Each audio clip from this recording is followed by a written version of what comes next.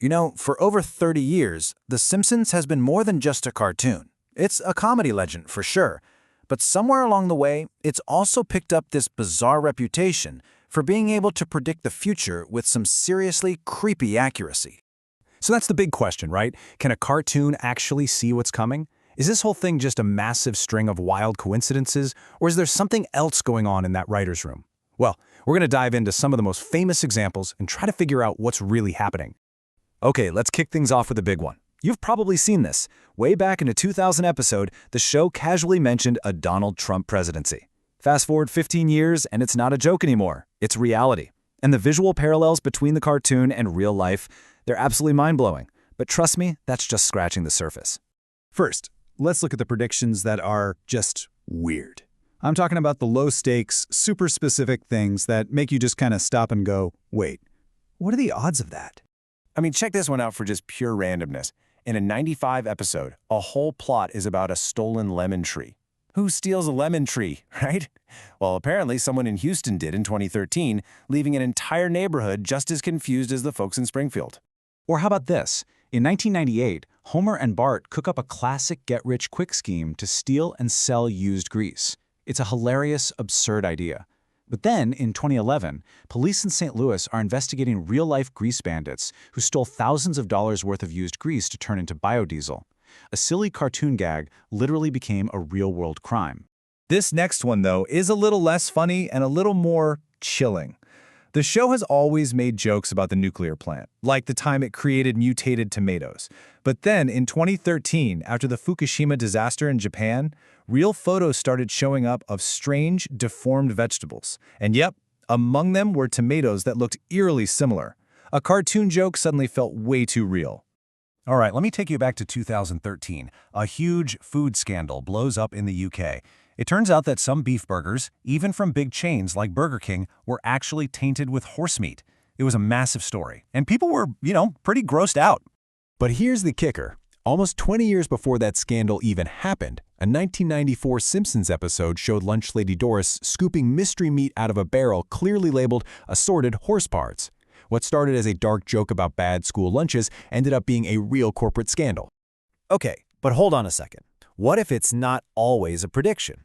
What if, sometimes, life is actually just imitating art? This is where things get interesting, because The Simpsons might not be a psychic, but an influencer.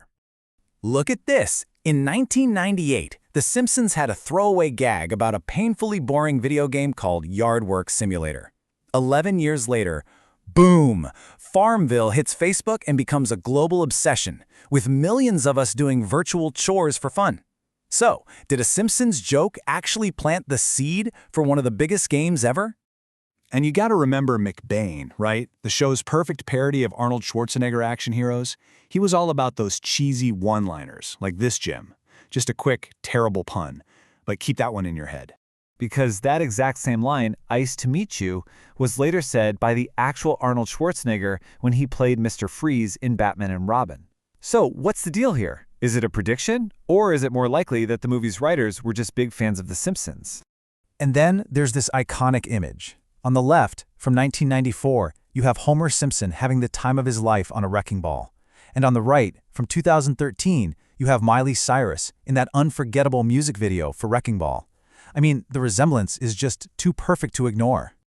And let's be clear, this wasn't some little-known video. Wrecking Ball was a massive cultural moment. It went to #1, sold over 3 million copies in the US alone. It just shows how an image first seen in a cartoon can become a huge piece of global pop culture almost 20 years later.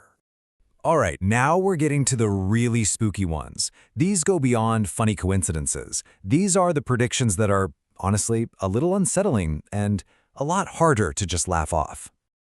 This is probably the most famous and the most chilling.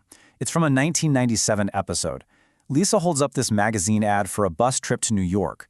The price is $9, but look at where the 9 is placed, right next to the silhouette of the Twin Towers, which look just like the number 11. Read it together, and it looks like 9/11, 4 years before the event. It's an image that's just really hard to shake. Also from 1997, you have this scene where Marge is trying to read Bart a book called Curious George and the Ebola Virus. Then, Bart points to a drawing he made of himself dead. It's a dark gag, but 17 years later, the largest Ebola outbreak in history devastated West Africa. The virus was known back then, but to see it mentioned so specifically, it's just eerie. And that brings us right back to the Trump prediction, because it wasn't just that they predicted it, it's how. Look at this. The show animated him coming down an escalator to announce his run. 15 years later, when he actually announced, the scene at Trump Tower looked almost identical. It's like a shot-for-shot remake. And as wild as that visual parallel is, believe it or not, it wasn't the only thing the episode got right. There were even more details that seemed to mirror reality, and that's what makes this one so compelling. It's all in the little things, you know? They even animated his very specific hand gesture, that open-handed wave.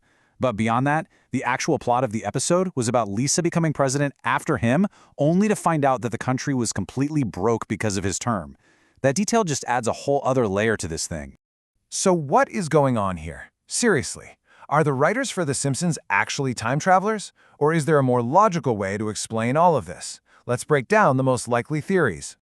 Okay, so there are basically three solid explanations. First, and this is the simplest one, it's just math, the law of large numbers. After more than 30 seasons and literally tens of thousands of jokes, some of them are just bound to accidentally come true. Second, as we saw, life sometimes imitates art. The show is such a cultural giant that it can actually inspire people. But the third reason, and this might be the biggest one, is that the writers are just geniuses at satire. They're experts at taking what's happening in the world and pushing it to its most logical and often absurd conclusion. And, well, sometimes reality just catches up with the absurdity.